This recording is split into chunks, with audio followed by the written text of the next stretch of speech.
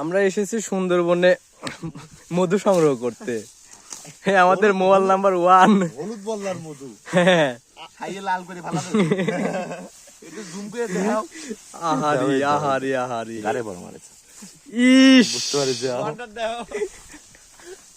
না থাক না বসাইতে তো হলো একটা এটা গোয়াম তো ঢুকে রে এই কি জলাতে দৌড় দিবে এর বুকা সুদা কাঁচা শুনলে তোমার তুলতে তো দে বাইরে সব তুলতে থাকে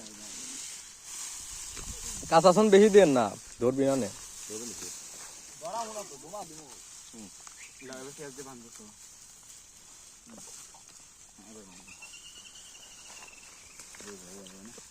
মোস্তা দাও আর কি রোমা